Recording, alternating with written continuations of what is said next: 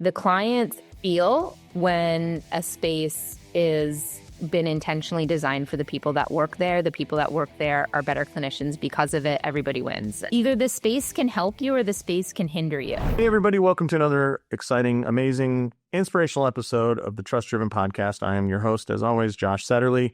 And today it's my absolute pleasure to be joined by Meg Macpherson. Meg, how the heck are you? I'm great, thanks. Happy to see your face. Hey, I'm super excited to see yours. Meg and I go way back. We've known each other for a couple years now, and sometimes we hop online and trade the lyrics from Rapper's Delight, which is maybe one of the greatest songs ever written. But when we're not doing that, we come together on the belief that building relationships with patients and working on the patient experience is paramount to actually delivering effective healthcare. I do it through communication. You do it through physical space, right? But the cool thing is we both agree that a lot of places are doing it wrong, and the more corporate it gets, the worse things seem to occur. The problem with that is they're also the ones seeing most of the patients, for God's sakes. And so healthcare in general is just eroding down to this crappy version of what it could be. But damn it, Meg, we're not going to let that happen. We're going to solve it all with today's podcast. How's that sound? Sounds great. Can't wait. Yeah. Can you give everybody a little background of your background as a clinician and as like what you do with Articulate? Yeah, so I'm a physiotherapist or physical therapist, depending where you are geographically. And I've been practicing for 20 years, almost. Wow. That's my background. I started my own clinic, and it's interesting. I've had a proclivity towards design forever and had a ton of design experience in my personal life, and really didn't think about these worlds coming together until I built out my own clinic practice and my clinic space. And I just decided to build out a space completely different from what currently existed, and strictly for myself. This is where I'm going to spend most of my time. I want to create a really great environment. And lo and behold, doesn't my practice take off? And I think I'm a decent clinician, Josh, but it took off because people really love being in the space. They'd commented as soon as they walked in, "Oh, I love coming here. I just feel instantly better just walking into this space." And I thought, you know what? There's something here. There's something this industry is really missing. The bar is so low that me going out and putting some intention and design into a space really resonated with people. And so Nina, my partner, and I, we've been kind of involved in lots of things in many different capacities, but she has the same sort of interest and experience I do doing design, and she's a clinician as well. And we just sort of put our heads together, and I said, I just think this industry is so far behind the eight ball in capitalizing on the space and the experience that it creates. And I do think there's value here. And so we were kind of talking in the background about this, and a clinician friend reached out and said, "Listen, I know you don't do this. Will you design my clinic?" And it was just one of those serendipitous moments where the idea is percolating, and it took somebody reaching out for it to just be like caught on fire.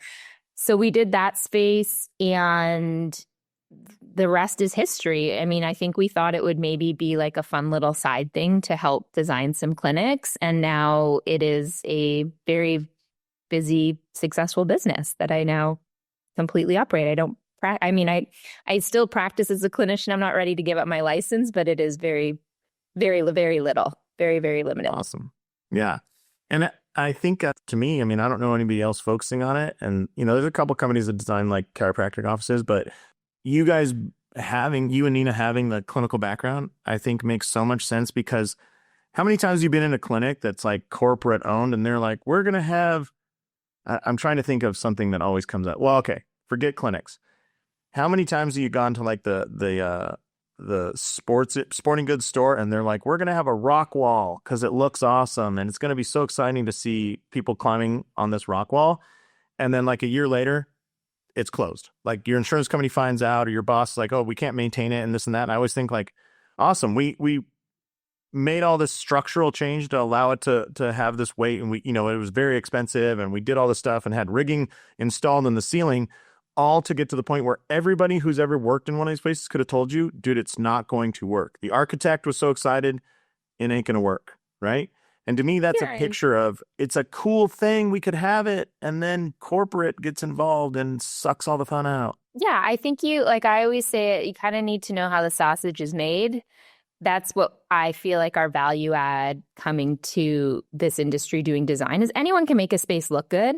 But when you truly understand what this business, what this service is all about, and we're going to dive into it today because I think you and I are both aligned on really what it's all about.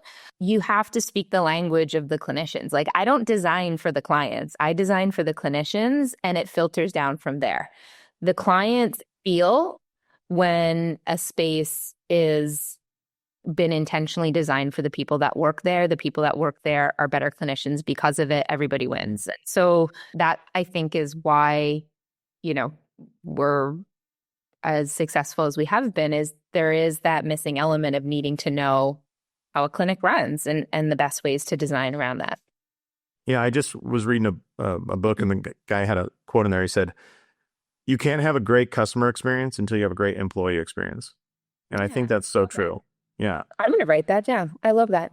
Okay. Well, that's a free bonus point for you today. Thank you. So let's talk about that, Meg, because you've told me some stories in the last year that are just like, I just want to scream it from the rooftops. But one was, can you tell us a story? I remember there was like some big corporate entity that was like, we're going to redesign our space. And it looked great on blueprints and everybody was happy until you tried to put a therapy table in there. And all of a sudden it's like you couldn't walk around the foot or something. I can't remember what the deal was. Yeah, I mean, it was classic. Like, it's a company that is very large. They own a lot of clinics and they wanted to do a redesign. And this came as a massive surprise to the corporate entities and the people at play, is that they didn't ask one person in the clinic their thoughts or opinions. So they completely redesigned a clinic without talking to the clinic director, without talking to any of the staff. And they just worked with an architect group and they worked with their own in-house designers and they put together the whole place. They booted all the clinicians out, closed it down, did a blitz, brought them all back in, and were shocked that the clinicians just hated it. Like, it just didn't work. They didn't have, like, to your point, they didn't, from a functional standpoint, there wasn't enough clearance around the beds. They just tried to shove in more beds and try to generate more income.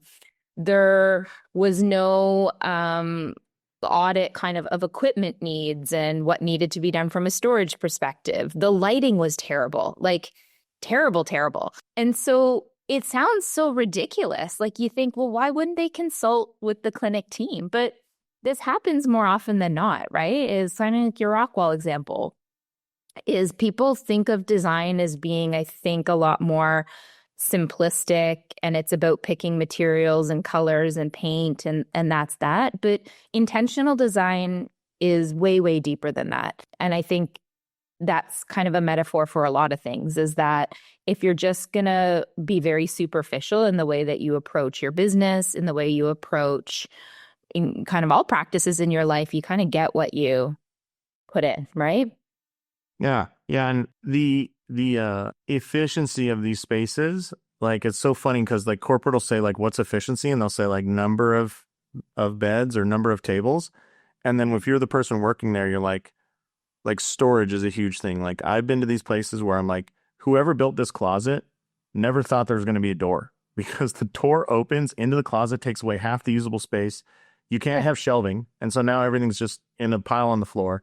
Or I've seen clinics where you're swinging around the table and the freaking corner of the cabinet jams into your butt every time when you're trying to open a drawer to get dry needles or something, and it's like, what are we doing here? Like, what's the point?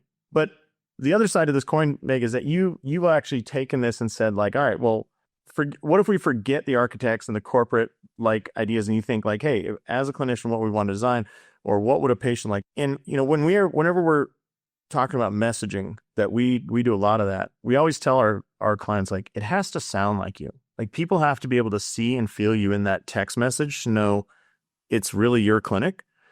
I'm sure as a patient, I'm sure you've received some text from some like, pulmonology group or cardiac, and it's like the most sterile message ever. Like, hello, Meg Macpherson, it is your birthday, you know. And so you guys have done that to really bring in that authenticity in what the clinic is about. And I think in like physio, chiro, typically the owners are active people. They're involved in, you know, sports and all stuff. But can you talk about a couple ways you've brought that, the attitude, the feeling, the beliefs of the company into the space without absolutely reducing the ability to make money? Yeah, I'll definitely talk about a couple tangible examples, but what I actually think the root of all this is really understanding your brand identity. And so it's not like, oh, this is my logo and these are my colors branding. It's like the voice, the personality, the ethos of what my brand is. All right. Everybody talks about this crap, right? Like it's in every like business book and everything, but like dive deeper into it. Like, what do you encourage people to do? I encourage people, I mean, you can like find online, I'm sure, some self-guided exercises around this, or maybe it's working with a specialist. It's truly understanding the vibe of the brand. And vibe is maybe the best word I can use, in that, like, is the voice of our company super casual? Is it really playful? Is it a bit cheeky? Is it super formal? It relates back to who you are as a clinician or as a business owner and who you're looking to attract. Oftentimes those are aligned. The type of people we are the type of people we're usually trying to attract. And so putting thought and intention into that, of the language that you use, the copy on your website, the colors that are part of your branding, and then we evolve that into the space. So we love working with people who've gone through that exercise, whether it's with professionals or on their own, to really understand that. Sometimes we're helping tease that out, but just simply saying, well, I like the color green and I want to see postpartum women, that's not a brand identity. Like, that is surface level. We got to go deeper, and we try to tease out these layers, right? But ultimately, the commodity that we're all selling is authenticity, and people read that very, very quickly through the language and the copy of your website, the way you maybe do an Instagram story, and then I feel how it translates into the physical space. Yeah. So, I mean, to give you some... Can I give an example of a company I think has gone through an arc that I think is struggling right now? Yeah. You guys have McDonald's up in Canada, right? We do. Okay. When I was a kid, or when we were younger, do you remember how playful McDonald's was? Like, they would have Ronald McDonald, they'd have the hamburger, right? Hamburglar. And they really focused on the Happy Meal, and they were putting playgrounds. They party there. Yeah. Yeah. And when we won a soccer game, we got to go there. Yeah. We lost, we didn't, but it was light. It was playful. It was joyful. It was, hey, we have a play place to go and you can have a toy in your meal. If you look at where they are now, they are trying, what I feel like they're trying to do is they're trying to chase Starbucks. They're saying McCafe, they're doing all this. I don't see them building new playgrounds. I don't see them focusing on the Happy Meal. I don't see remember the Monopoly game that on the placemat? They've given up that ethos of like the family fun, lightweight thing to this, like, we want to have better quality food. And I'm like, I want to like grab the CEO and like, you don't think anybody's actually coming here for like quality food, right? Like you might be like trying to market against it, but everybody knows, like, come on, man, this is McDonald's. Like, you built your brand off that. And I think it's okay to go after that playful playground, Happy Meals. It's okay.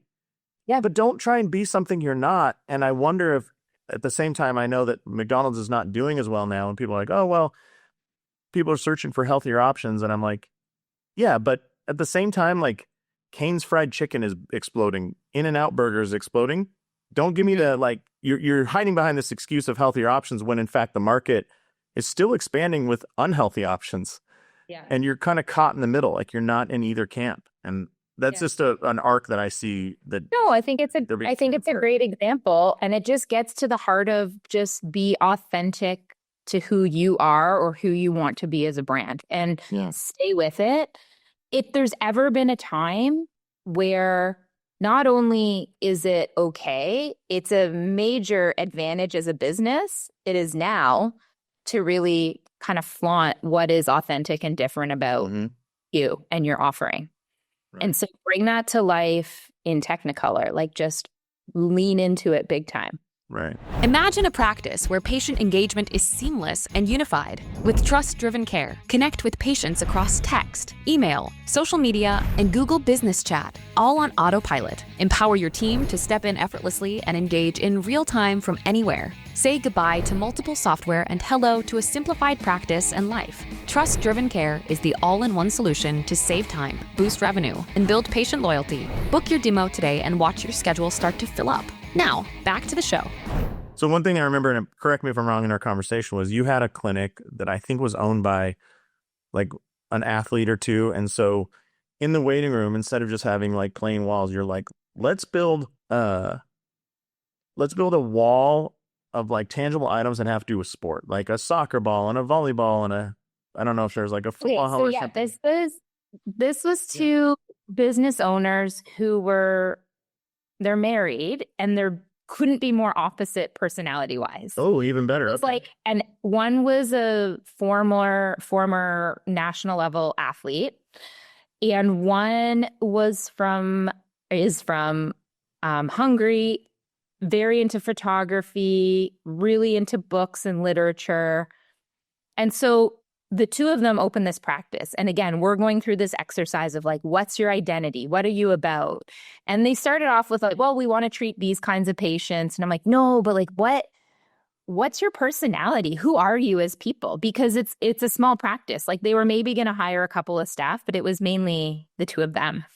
And so we're just teasing this out of them. And I said, listen, both can exist here. And so we created this like, the common thread we found was kind of this love for vintage and a bit retro, but we pulled it in that the front was like all this like kind of eclectic sort of shelving, and it housed a series of books and also vintage sports equipment. And so it became like a library for patients. Like it was like take one, leave one sort of system.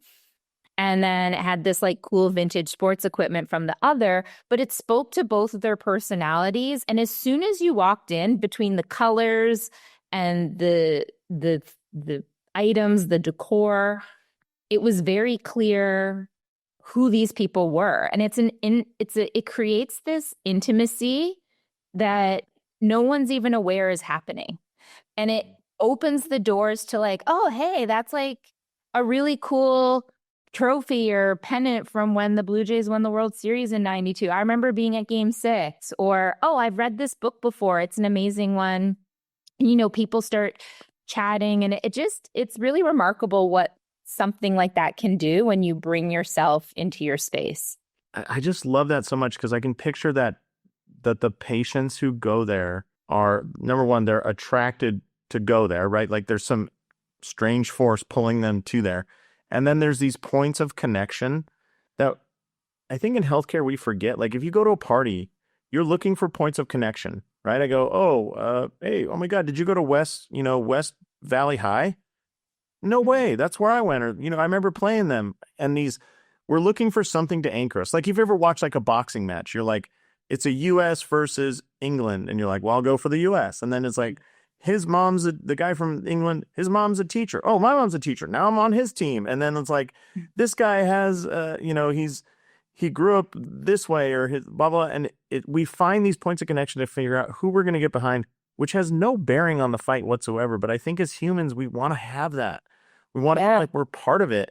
And in healthcare, when it's like, nobody walks into like these corporate places and, oh my God, my mom had the same crappy linoleum floor and these uncomfortable vinyl chairs. Those look exactly like my grandma's, right? Like, and so having these points where there's like, Meg, you are a human and we're going to pull you into the human side is so important in healthcare. And yet, I don't know about any hospital systems that focus on that. They talk big game. They all talk about their mission, their core values. And I'm like, I'll walk around this place with a stack of $100 bills and any one of these people tell me what the core values are or the mission is, I'll pay them the 100. Like, I'm going to walk out here with the same number of dollars I walked in with, Yeah.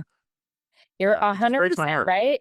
And it is exactly what we need to do. We have to build a relationship very quickly with these people we're treating, and a very intimate one.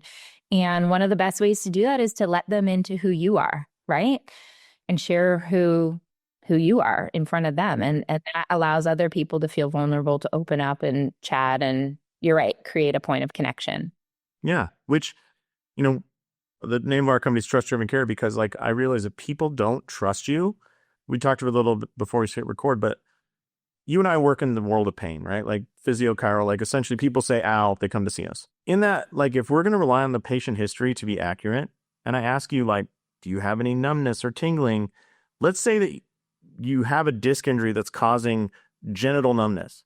Do you think for a second, like somebody's going to, if they don't feel comfortable, if they didn't, there's no relationship, do you think they're going to be honest about that? And that's without a language barrier. That's without it being male, female, provider, patient. That's without it being like, and they're just like, oh, no, it's fine. Move on. Well, okay, so now I don't order the MRI. That's absolutely medically necessary. And I assume that you're not going through that. And then 4 weeks of treatment later, I'm like, oh, I don't know why it's not working. It's like, because we started without trust. That's why it's not working, Mm-hmm.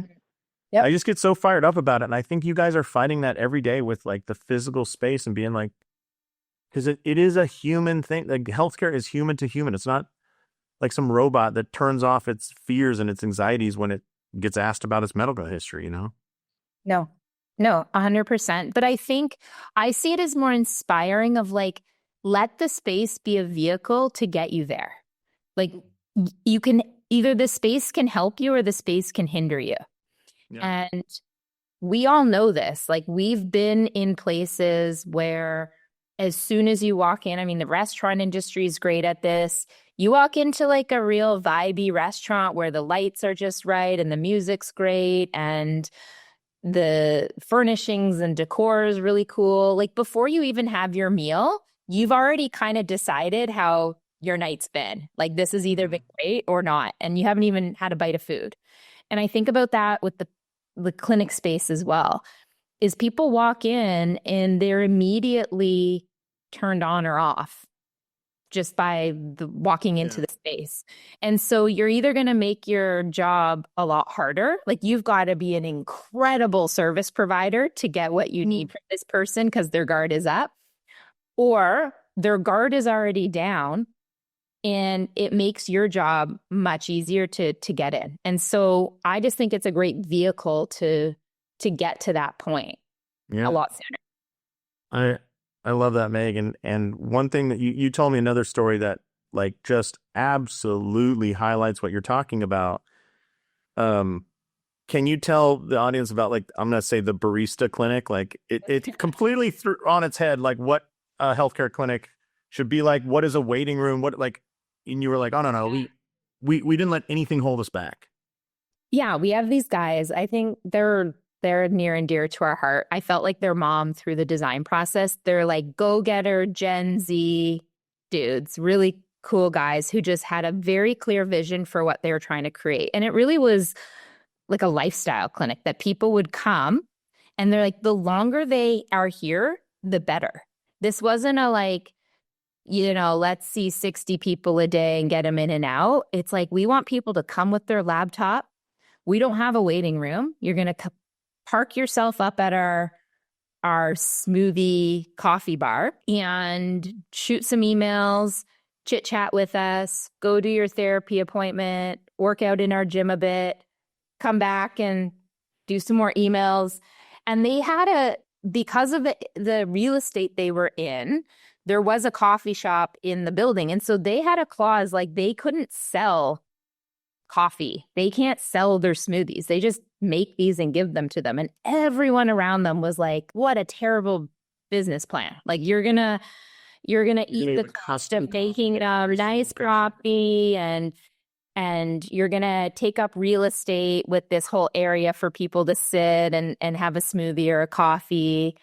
And they're like laughing at everyone because guess what they can charge for their appointments?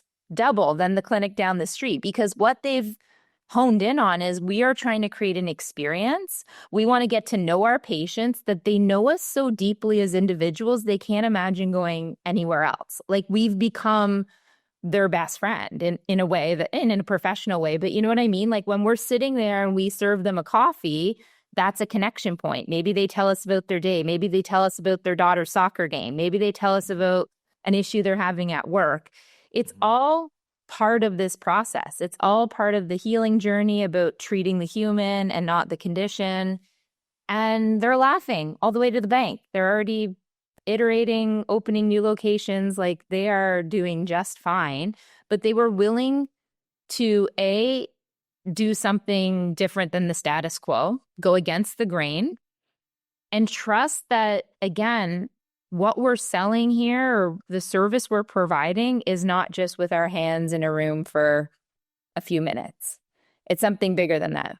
Yeah. And when you were telling me that story originally, I also was thinking of these assumptions that we make as healthcare providers of what has to happen. So, for example, you see these ideas of these like VA, medical VAs, not the Veterans Administration, but like virtual assistants becoming more and more popular. Because one thing that story highlights is what is worth paying Class A retail rent or ownership for, like square footage. Yeah. What has to be done on site and what can be done behind the scenes somewhere totally not here. And you're like, yeah, we're going to dedicate this coffee bar because that experience can only happen here. But the billing, the records, the submitting invoices, all this stuff, why the hell does it have to happen in really expensive real estate? And can you highlight kind of, because they had to make that shift too, right? We're not going to have a front desk person, a traditional front desk administrator, and instead you're going to have this barista making drinks. Yeah, I mean, I think their age really played to their advantage here because they opened a clinic young. I mean, they're in their mid-20s and they get that. And we are constantly trying to consult with clinic owners who've been in the game a long time to say the game's changed. You don't need any of this. And if the person who's managing your clinic is an absolute superstar, the last thing you want is them getting interrupted every 3 minutes to chat with a patient. Yeah. You want your ninja running your clinic, whether virtual or you put them in a nice office in the back, you want them focused on running your practice. And the person who greets your patients is a very different skill set. Like, I would go hire the most outgoing, bubbly, friendly person, and it doesn't matter if they can do all the admin tasks. They're very separate roles. They're very different. And I think, again, that goes against what's been done for decades and decades. You sort of put all your admin staff up front, and then they end up doing their job gets really diluted down into way too many different tasks. Yeah. And you hear these like struggles that clinic owners have of like, oh, Meg's great with people, but man, I can't get her to balance the books. And you're like, yeah, because that's not who you hired, or, oh, so-and-so's really good at operations, but not the warmest on the phone. It's like, right. Because that's how that works, Yeah. And so it's like silo these things out. Having someone at the front who's super chatty making coffees is a huge asset for your business in all the ways we're talking about. Well, Meg, what if somebody's listening, they're like, I'm down with this. Like, what are some common pitfalls or something, or if they're thinking about opening their new location or something, what are some pitfalls or what are some things they don't realize are worth looking at, or when's the timeline for these things? Like, I feel like they're going to be people inspired, and then they're like, yeah, but I couldn't possibly do that. I can't change my physical location, Well, I would so for people who already have a practice, I would challenge you to audit your own practice in a way as if you're a patient. Like, go onto your website, book an appointment if that's how you do it. Engage with your own Instagram, go walk in, sit in your waiting room.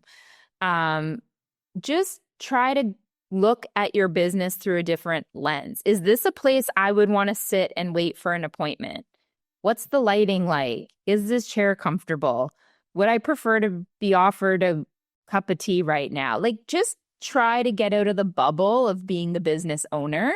Or another way to look at it is reflect, like, what are the type of places you love going back to again and again? Do you have a favorite cafe? Do you have a favorite restaurant? Do you have a spa you go to? Why do you like those places? And how can you elements of that into your space? And the sky's the limit. Like, the boundaries you're putting on what you can do is simply in your own head.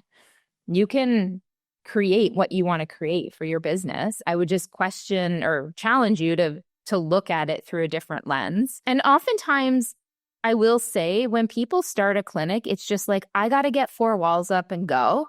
And I usually find for a lot of owners, it's like around the 5 to 10 year mark that they're like, I now know myself better. I know my business better. I know what our identity is. Sometimes it takes time to get to that point.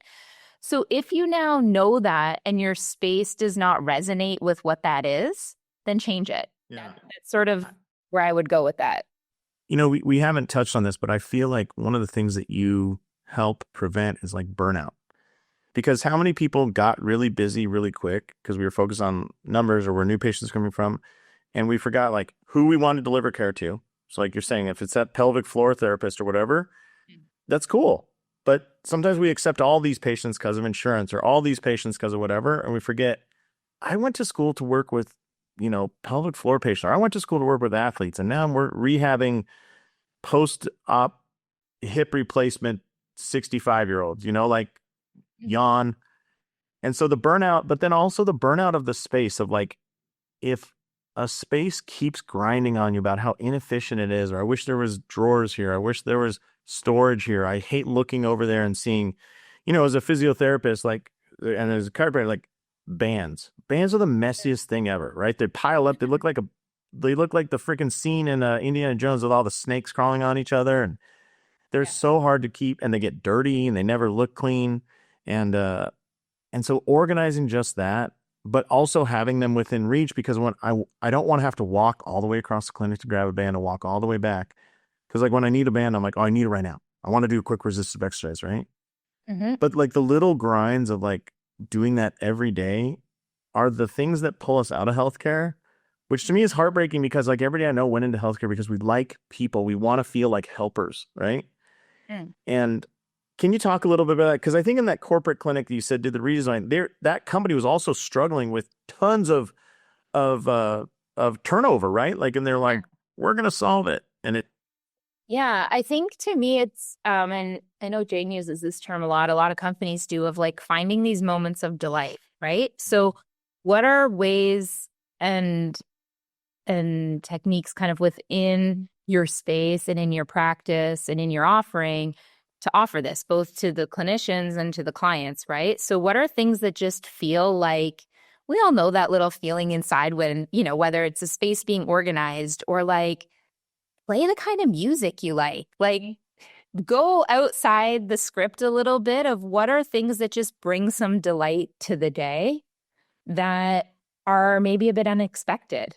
And I think that goes a really long way in preventing burnout. I mean, I think our industry, for better or for worse, there's some pretty low-hanging fruit that will make clinicians very happy. Like we're a very, because we all go into this profession, we like helping people, we're fairly selfless for the most part, that like you bring in some food to some clinicians and they'll love you for life. Like it's not challenging to keep people happy. And sometimes it's the smallest details and keeping fresh with that make a big difference, right?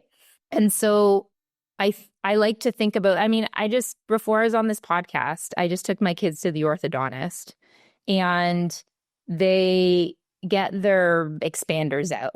And my kids are all excited because, you know, they have all these restrictions put on them. They can't eat this candy while they have these expanders in. So I'm like, oh, don't worry. I'll take you out after and we'll get some candy. Well, don't they come out from the orthodontist office and they've created this massive basket of all the candy that they're not allowed to eat for the 9 months. That is awesome.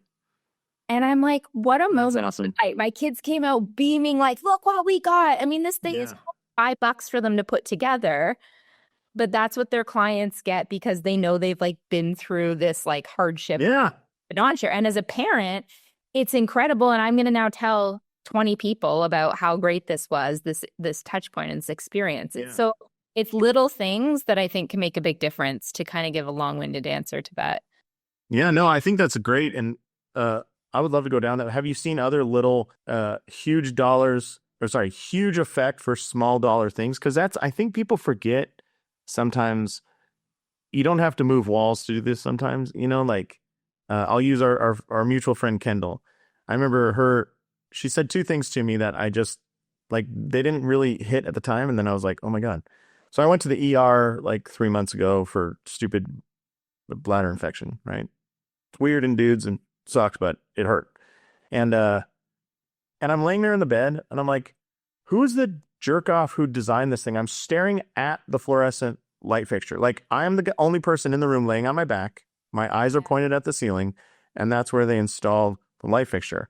And I remember Kendall saying when she built her clinic, she's like, I don't want any overhead lighting, lamps only. And I was like, what kind of weird, like what kind of design feature is that? And then laying on my back in the ER, I'm like, oh, this is why. Because I'm being told, hey, relax and rest while there's like literally a light shining in my eyeballs. But the doctor comes, checks on me, and the nurse that checks on me, they don't have the same effect because they're not laying on their back staring up, you know?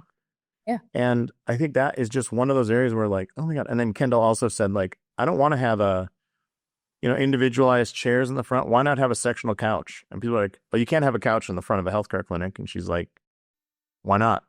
Exactly. And last I checked, Kendall's clinic's pretty successful. So I'll think she's... That's what I mean is I think people put these constraints that are only in their own head because they haven't seen it done before. Yeah.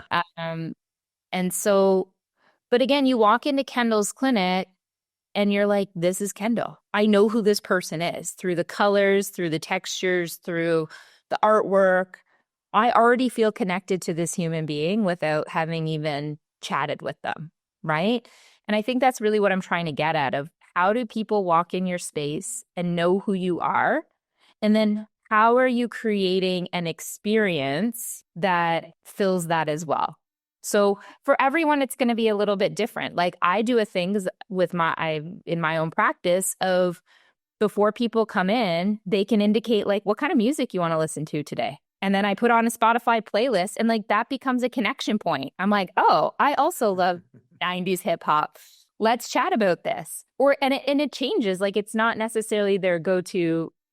It changes each time, right? Depending on their mood, but that's part of the experience of their visit. And it's such an easy thing for me to do. It's not me painting or moving walls, but it completely changes their experience and mine as well with them. It keeps it nuanced. Signals to them that they are an important part of this collaboration, this relationship, you know?